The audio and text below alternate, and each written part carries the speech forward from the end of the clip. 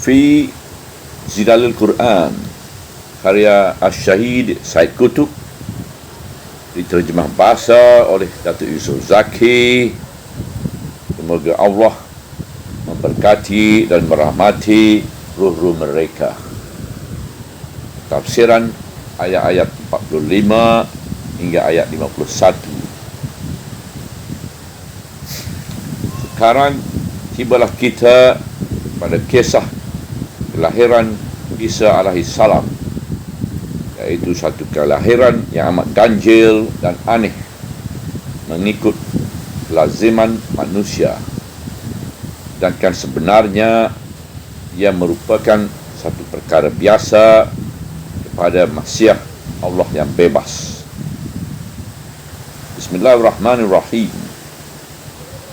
Kenangilah ketika malaikat berkata, "Wahai Maryam, sesungguhnya Allah menyampaikan kepadamu berita gembira akan mendapat putra dari kalimat Allah. Namanya Al-Masih Isa, putra Maryam, seorang yang terkemuka di dunia dan di akhirat, dan tergolong dari para muqarrabin." Ayat 45. Dan dia boleh bercakap dengan orang ramai semasa kecil dalam buayan dan semasa dewasa, dan dia tergolong dari para salihin. Ayat 46. Ujar Maryam, "Wahai Tuhanku, bagaimanakah aku akan memperolehi anak, sedangkan aku tidak pernah disentuh oleh seorang lelaki pun?" Allah berfirman, "Demikianlah Allah berkuasa menciptakan apa sahaja yang dikehendakinya. Apabila dia berkehendak mengadakan sesuatu, maka dia hanya berfirman, jadilah. Maka sesuatu itu pun muncul ke alam al-wujud." Ayat 47. Dan Allah akan mengajarnya kitab suci, hikmat, Taurat dan Injil. Ayat 48.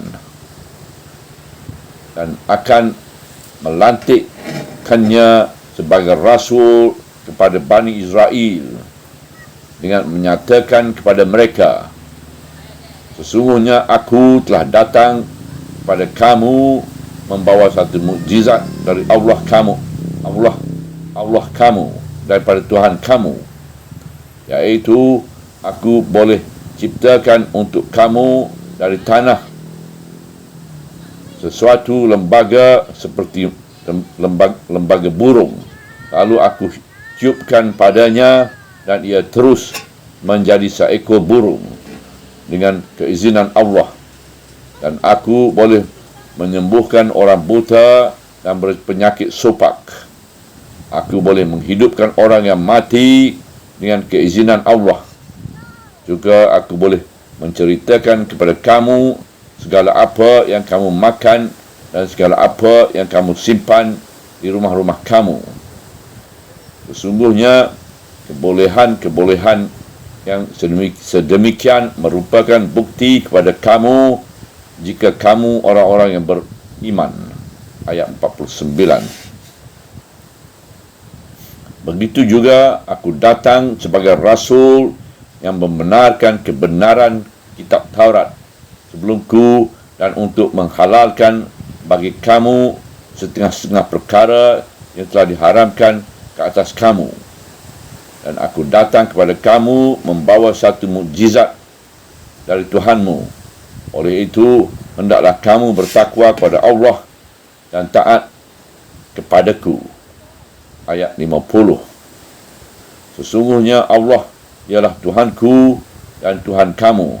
Oleh itu, hendaklah kamu sembahkannya. Inilah satu jalan yang lurus. Ayat 51. Jelaslah kini bahawa Maryam telah berkelayakan dengan kesucian, ketaatan dan amalan ibadatnya untuk menerima kurnia istimewa ini dan untuk menghadapi peristiwa ini. Kini bagi pertama kalinya dia menerima penyampaian berita yang amat penting itu melalui malaikat. Bismillahirrahmanirrahim. Kenangilah ketika malaikat berkata, "Wahai Maryam, sesungguhnya Allah menyampaikan kepadamu berita gembira akan mendapat putera dari kalimat Allah. Namanya Al-Masih Isa putera Maryam, seorang yang terkemuka di dunia dan di akhirat, dan dari para mukarrabin." Ayat 45. Dan dia boleh bercakap dengan orang ramai semasa kecil, dalam buayan, dan semasa dewasa, dan dia dari para salihin. Ayat 46. Itulah berita gembira yang sempurna dan penerangan yang jelas mengenai kurnia itu, yaitu berita kelahiran kalimat Allah yang bernama Al-Masih Isa ibnu Maryam. Kata-kata Al-Masih di dalam ayat ini adalah kata ganti badai dari kalimat minallah, kerana Al-Masih itu pada hakikatnya adalah kalimat Allah. Apakah yang wujud di sebalik ungkapan ini? Ungkapan ini dan ungkapan-ungkapan seumpamanya adalah dari perkara-perkara gaib yang tidak dapat diketahui hakikatnya secara pasti. Ungkapan-ungkapan itu mungkin tergolong di dalam kumpulan ayat-ayat mutasabbihah yang dimaksudkan Allah di dalam. Bismillahirrahmanirrahim. Dialah yang telah menurunkan kitab Al-Quran kepada kamu. Di antara isinya terdapat ayat-ayat yang muhkamah. Itulah induk Al-Quran. Dan yang lain ialah ayat-ayat yang mutasabbihah. Adapun orang-orang yang dalam hati mereka mempunyai kecenderungan ke arah kesesatan, maka mereka selalu mengikut ayat-ayatnya yang mutasabbihah kerana hendak membuat fitnah dan hendak membuat takwilan. Ayat 7. Tetapi perkara ini menjadi lebih mudah dari tafsiran ini lagi apabila kita mahu memahami tabiat hakikat ini dengan kefahaman yang menghubungkan hati kita kepada Allah, pada pencipta dan kudratnya, dan kepada masyiahnya yang bebas. Allah telah menghendaki memulakan hidup manusia dengan menciptakan Adam dari tanah, sama ada Allah ciptakannya secara langsung dari tanah atau Allah ciptakan keturunan pertama yang berakhir kepada Adam itu dari tanah, maka ini tidak menjejaskan sesuatu apa terhadap tabiat rahsia yang tiada siapa mengetahui melainkan Allah, iaitu rahsia hayat yang berhubung dengan makhluk hidup yang pertama itu, atau rahsia hayat yang berhubung dengan Adam jika ia ciptakan secara langsung dari tanah yang mati. Kedua-duanya sama dalam ciptaan Allah. Salah satu dari keduanya tidak menjadi lebih baik dan yang satu lagi dari segi kewujudan dan keadaan. Hakikat hayat dan tiupan ruh pada Maryam. Dari mana datangnya hayat ini? Bagaimana ia datang? Ia adalah sesuatu yang lain dari tanah dan lain dari segala bahan yang mati di muka bumi ini. Ia adalah sesuatu yang lebih dan berlainan, sesuatu yang melahirkan kesan-kesan dan gejala-gejala yang tidak terdapat sama sekali pada tanah dan pada benda-benda mati. Rahsia ini dari mana datangnya? Tidak cukup bagi kita untuk menolak dan mengingkarkannya semata-mata dengan alasan kerana kita tidak tahu sebagaimana yang dilakukan oleh orang-orang yang berfaham kebendaan material dengan sikap mereka yang degil, yang tidak dihormati oleh orang yang berakal, apatah lagi orang yang berilmu. Kita tidak mengetahui kerana segala usaha pencubaan kita manusia untuk mengetahui sumber hayat dengan alat-alat kebendaan yang ada pada kita dan untuk mewujudkan hayat dengan tangan kita. Dari yang mati itu telah hilang dengan sia-sia sahaja. Kita tidak mengetahui, tetapi hanya Allah yang telah mengurniakan hayat itu sahaja yang mengetahui. Dia menjelaskan kepada kita bahawa hayat itu adalah tiupan ruh dari ciptaan Allah, dan urusan penciptaan itu hanya disempurnakan dengan sepatah kata, kun, jadilah. Dan Allah, dan sesuatu itu pun wujud. Kun, jadilah dari Allah, dan sesuatu itu pun wujud di dalam kenyataan. Apakah tiupan ruh itu? Bagaimana ia ditiupkan pada yang mati, lalu lahir padanya rahsia hayat yang seni dan halus dan tersembunyi dan kefahaman manusia itu, dari kefahaman manusia itu. Apakah dia dan bagaimana? Inilah rahsia yang akal manusia tidak dijadikan untuk memahaminya, kerana ia bukan dari urusan manusia, dan kerana manusia tidak dikurniakan keupayaan untuk memahaminya. Sebenarnya mengenai hakikat hayat dan cara tiupan ruh itu tidak memberi apa-apa faedah pada tugas menjadi khalifah di bumi yang telah dijadikan Allah untuk manusia. Kerana manusia telah dijadikan Allah, kerana manusia tidak akan berkuasa menciptakan hayat dari yang mati. Oleh sebab itu, apakah gunanya ia mengetahui tabiat hayat, hakikat tiupan ruh dari Allah, cara perhubungan ruh dengan Adam atau dengan anak tangga hayat yang pertama, di mana melaluinya keturunan makhluk yang hidup. Allah Subhanahu Wa Taala menjelaskan bahawa tiupan ruh dan darinya pada Adam itulah yang menjadikan Adam mempunyai keistimewaan dan darjah kemuliaan hingga mengatasi malaikat. Oleh itu, tentulah tiupan ruh itu merupakan suatu kurnia yang lain dari semata-mata hayat seperti yang diberikan kepada ulat dan kuman. Inilah yang membawa kita menganggapkan manusia itu sebagai sejenis makhluk yang diciptakan dengan ciptaan istimewa dan mempunyai kedudukan istimewa di dalam sistem alam buana ini yang tidak dinikmati oleh seluruh makhluk hidup yang lain. Walau bagaimanapun, ini bukanlah menjadi maudhu perbicaraan kita di sini. Malah ia hanya merupakan satu pandangan sepintas lalu sahaja ketika membentangkan ayat ini untuk menolak kekeliruan yang mungkin wujud di dalam hati pembaca apabila kita bentangkan secara andaian di sekitar asal-usul kejadian manusia. Yang penting di sini ialah Allah menjelaskan kepada kita tentang kejadian rahsia hayat, walaupun kita tidak dapat memahami tabiat rahsia ini dan bagaimana tiupan rahsia hayat itu pada yang mati. Allah telah menghendaki selepas menciptakan Adam dengan ciptaan istimewa secara langsung, menjadikan satu cara yang tertentu bagi mengulangi penciptaan manusia itu, iaitu cara penemuan lelaki dengan perempuan dan percantuman telur perempuan dengan sel benih lelaki.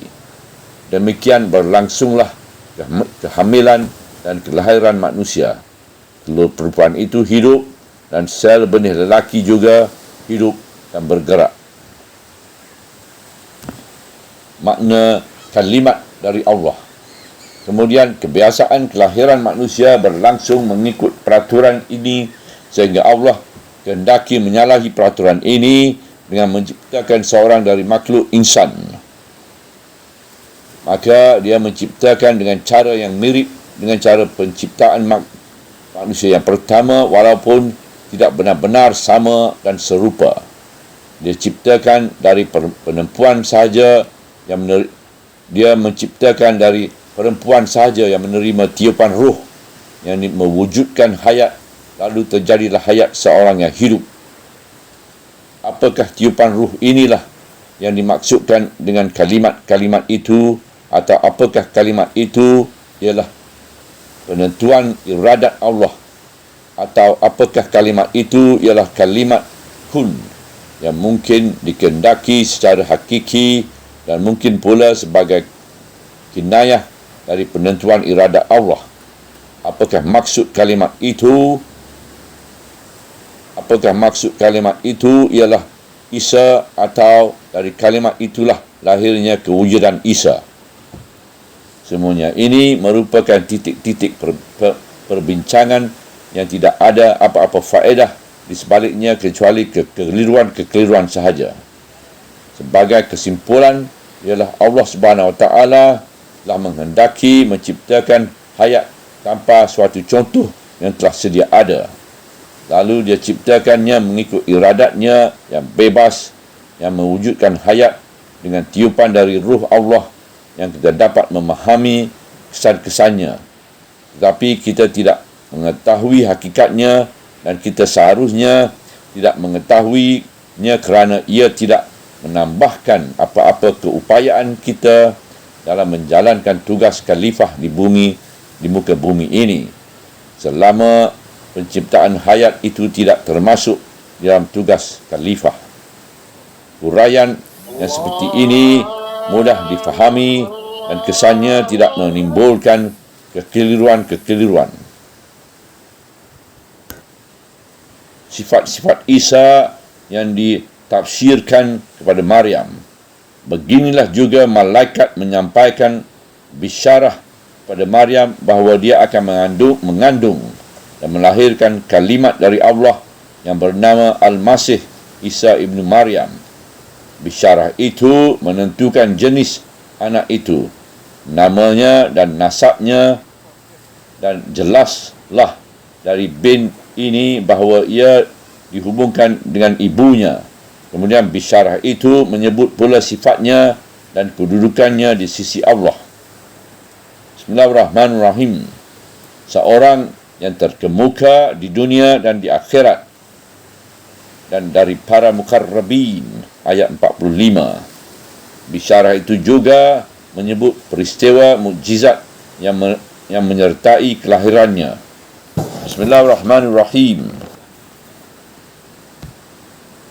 Kemudian Maryam menerima jawapan yang mengembalikannya kepada hakikat yang mudah, iaitu hakikat yang dilupai manusia kerana terlalu biasa dengan perjalanan undang-undang, sebab dan musabab yang lahir disebabkan mereka mempunyai ilmu yang sedikit dan kebiasaan yang terbatas.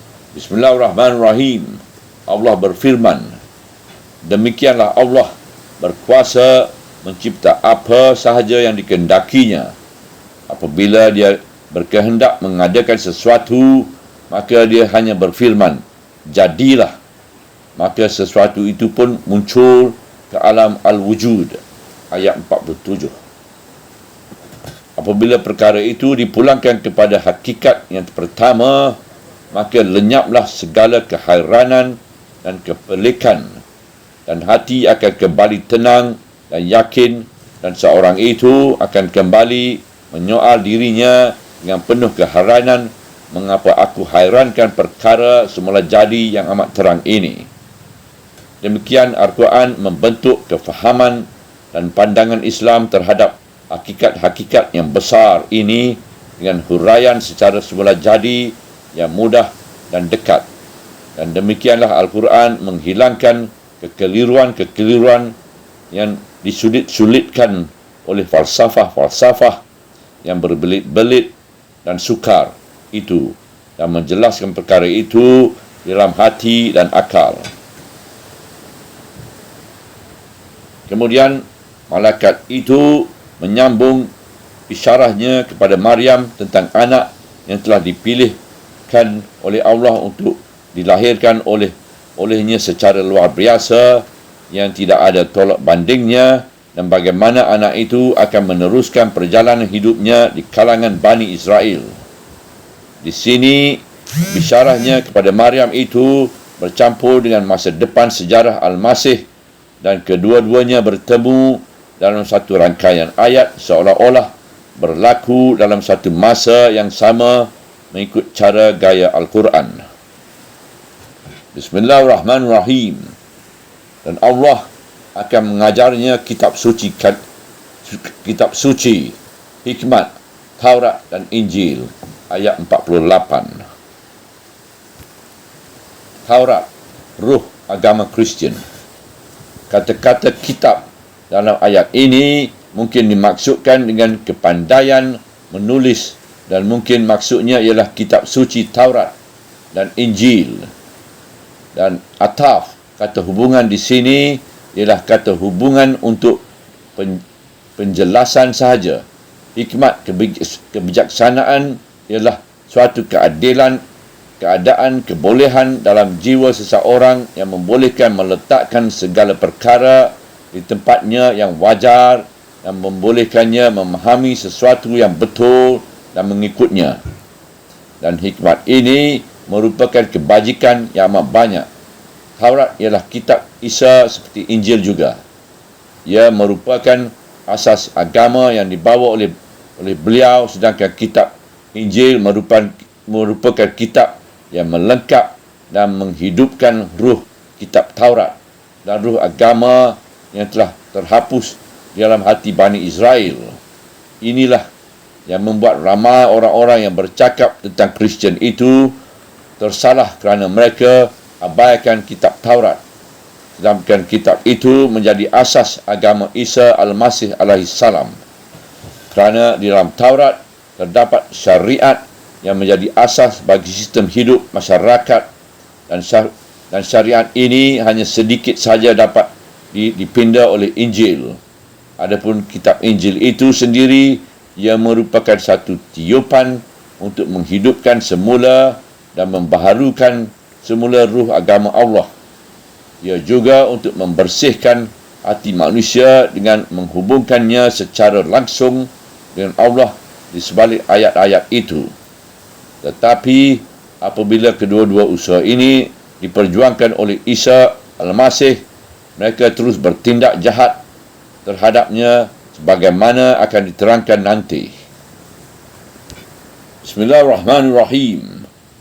Dan akan melantikkannya sebagai rasul kepada Bani Israel dengan menyatakan kepada mereka, sesungguhnya aku telah datang kepada kamu membawa satu mukjizat dari Tuhan kamu, iaitu aku boleh ciptakan untuk kamu dari tanah suatu lembaga seperti lembaga burung, lalu aku tiupkan padanya dan ia terus menjadi seekor burung dengan keizinan Allah. Dan aku boleh menyembuhkan orang buta dan berpenyakit sopak. Aku boleh menghidupkan orang yang mati dengan keizinan Allah. Juga aku boleh menceritakan kepada kamu segala apa yang kamu makan dan segala apa yang kamu simpan di rumah-rumah kamu. Sesungguhnya kebolehan-kebolehan yang sedemikian merupakan bukti pada kamu jika kamu orang-orang yang beriman. Ayat 49. Ayat ini menjelaskan bahawa risalah Isa alaihissalam adalah untuk Bani Israel, dan beliau adalah salah seorang dari para anbiya mereka. Oleh sebab itulah kitab Taurat yang diturunkan kepada Musa alaihissalam yang mengandungi syariat untuk mengaturkan kehidupan Bani Israel dan mengandung undang-undang, muamalah dan tanzim adalah kitab untuk Isa yang juga ditambahkan dengan kitab Injil yang mengandungi pengajaran-pengajaran yang menghidupkan ruh, membersihkan hati dan menyedarkan damir manusia. Mukjizat yang telah diberikan bisyarah oleh Allah pada ibunya Maryam selaku mukjizat yang akan ada bersama anaknya Isa, dan mukjizat yang beliau akan hadapi Bani Israel dengannya ialah mukjizat tiupan ruh pada sesuatu tidak bernyawa lalu memasukkan ke dalamnya rahsia hayat. Juga mukjizat menghidupkan orang-orang yang mati, menyembuhkan orang-orang yang dilahirkan buta, menyembuhkan pesakit sopak, dan kebolehan menceritakan perkara-perkara yang gaib yang sesuai dengan beliau, iaitu makanan-makanan dan sebagaimana yang tersimpan di rumah-rumah orang-orang Israel, sedangkan beliau berada di tempat yang jauh dan tidak dapat melihatnya. Ayat-ayat Al-Quran begitu hemat menyebut di atas lidah Isa Al-Masih alaihissalam sebagaimana telah ditentukan dengan ilmu Allah yang gaib ketika memberi bisyarah kepada Maryam, dan sebagaimana yang telah terlaksana selepas itu di atas lidah Isa, bahawa setiap mukjizat dari mukjizat-mukjizat yang dibawa oleh beliau itu adalah dibawa dari sisi Allah, dan beliau menyebut keizinan Allah selepas menyebut tiap-tiap mukjizat itu dengan terperinci. Beliau tidak menemankan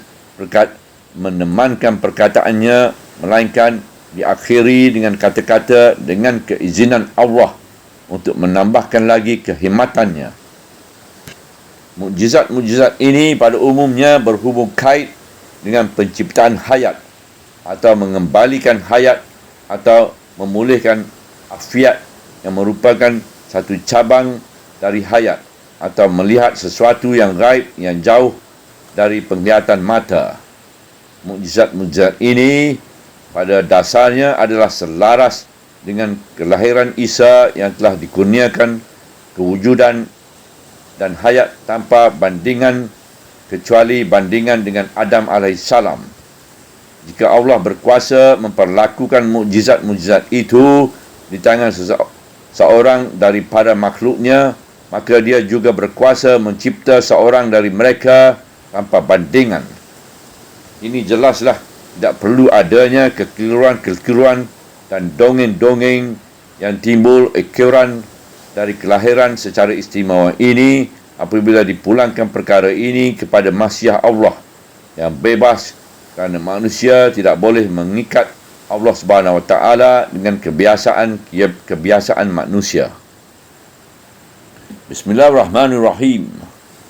Begitu jugalah datang sebagai rasul yang membenarkan kebenaran kitab Taurat sebelumku, dan untuk menghalalkan bagi kamu setengah-setengah perkara yang telah diharamkan ke atas kamu. Dan aku datang kepada kamu membawa satu mukjizat dari Tuhanmu. Oleh itu, hendaklah kamu bertakwa kepada Allah dan taat kepadaku. Ayat 50. Sesungguhnya Allah ialah Tuhanku dan Tuhan kamu. Oleh itu, hendaklah kamu sembahnya. Inilah satu jalan yang lurus. Ayat 51.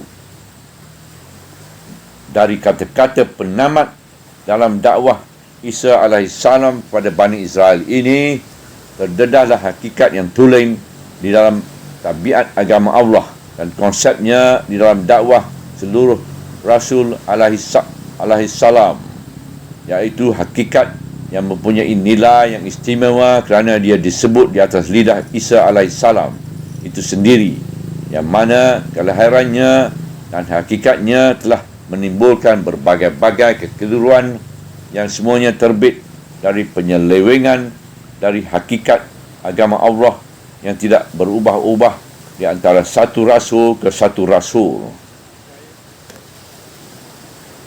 Ketika beliau berkata, begitu juga aku datang sebagai rasul yang mengesahkan kebenaran kitab Taurat sebelumku, dan untuk menghalalkan bagi kamu setengah-setengah perkara yang telah diharamkan ke atas kamu, ialah untuk mendedahkan tabiat agama Masihiyah yang sebenar. Kitab Taurat yang diturunkan kepada Musa adalah mengandungi perundangan yang mengatur kehidupan kaum Bani Israel mengikut kehendak zaman itu dan keadaan-keadaan hidup mereka. Kerana itu, ia merupakan undang-undang agama yang khusus untuk sekumpulan manusia di satu zaman yang tertentu. Kitab Taurat ini merupakan asas risalah Al-Masih alaihissalam, dan kedatangan risalahnya membenar dan mengesahkan kitab Taurat itu bersama-sama dengan pindaan-pindaan tertentu yang berhubung kait dengan penghalalan setengah-setengah perkara yang telah diharamkan Allah ke atas mereka. Pengharaman itu telah dilakukan ke atas mereka sebagai balasan di atas maksiat-maksiat dan penyelewengan mereka. Allah telah mengajarkan mereka supaya beradab dan berakhlak dengan mengharamkan setengah-setengah perkara yang halal kepada mereka. Kemudian iradat Allah berkehendak mengurniakan rahmat kepada mereka dengan mengutuskan Al-Masih alaihissalam. Lalu beliau menghalalkan kembali setengah-setengah perkara yang telah diharamkan ke atas mereka. Tabiat agama samawi dan penyelewengan agama Kristian. Dari sini ternyatalah bahawa tabiat agama samawi adalah mengandungi penyusunan undang-undang dan peraturan-peraturan dan syariat Allah untuk mengendalikan kehidupan manusia. Penyusunan undang-undang dan peraturan itu bukan hanya terbatas dalam satu kawalan akhlak sahaja atau kawalan perasaan sahaja atau mengenai ibadat-ibadat dan syiar-syiar ibadat sahaja. Kerana penyusunan yang terbatas seperti ini bukannya agama. Kerana agama ialah sebuah sistem hidup yang dikehendaki Allah untuk manusia atau sebuah sistem hidup yang menghubungkan hidup manusia dengan undang-undang dan peraturan Allah.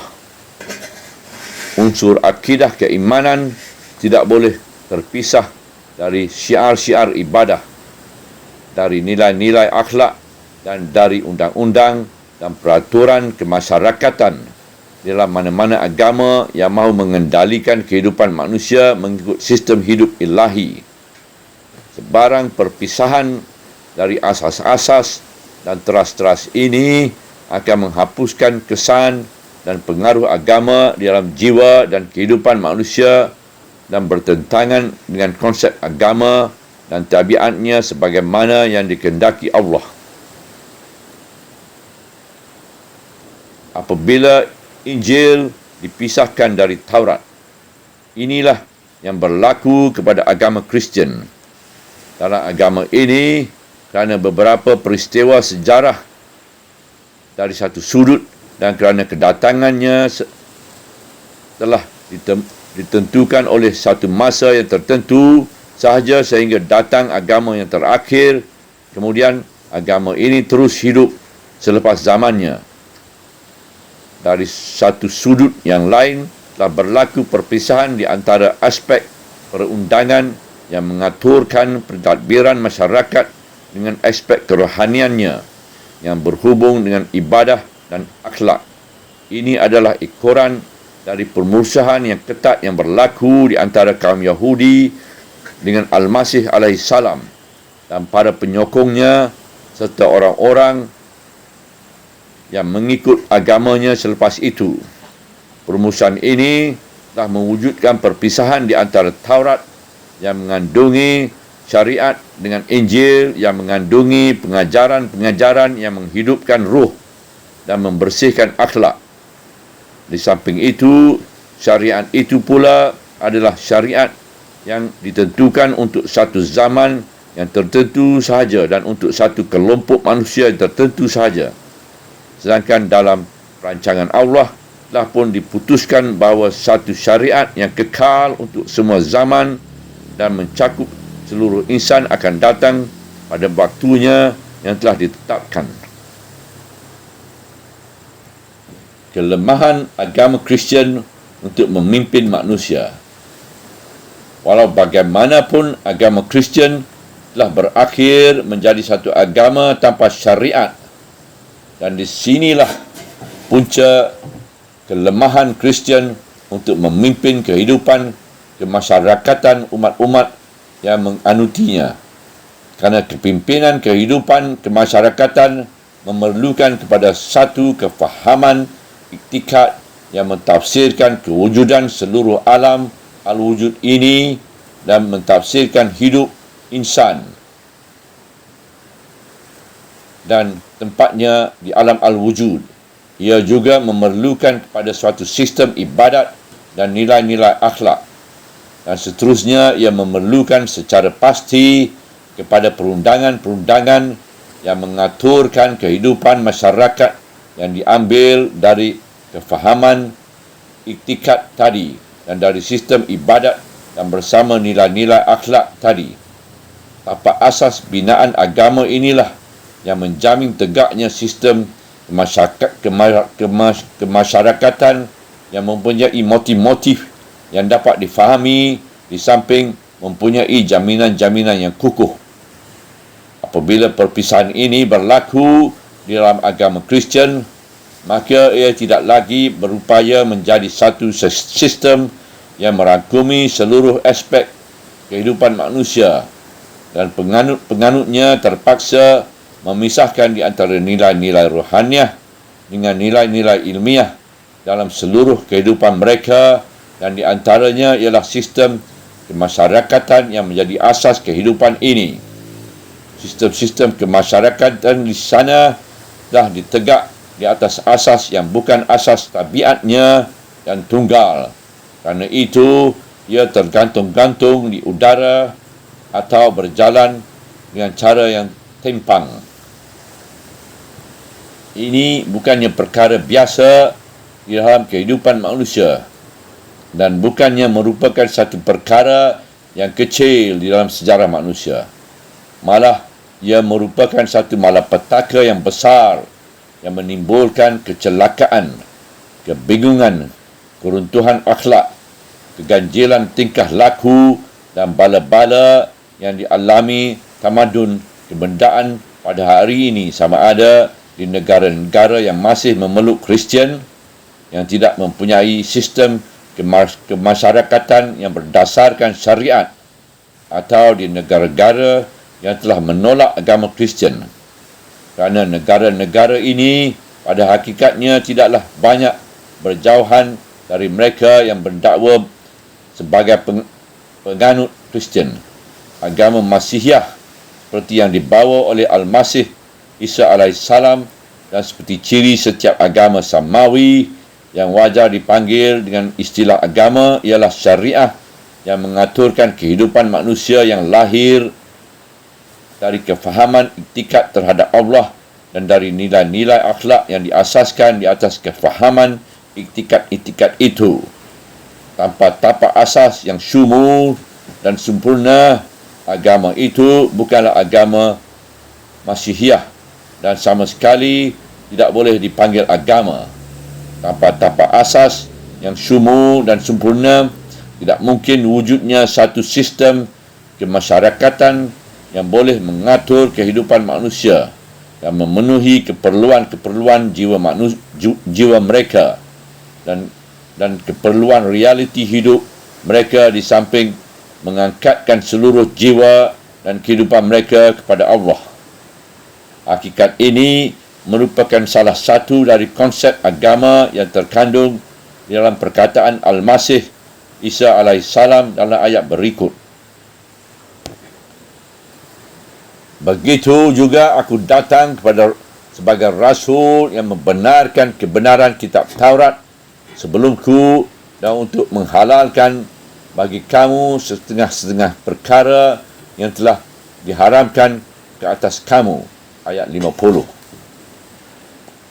Beliau melandaskan penyampaian hakikat ini di atas hakikat agung yang pertama, iaitu hakikat tauhid yang tidak ada sebarang kekeliruan.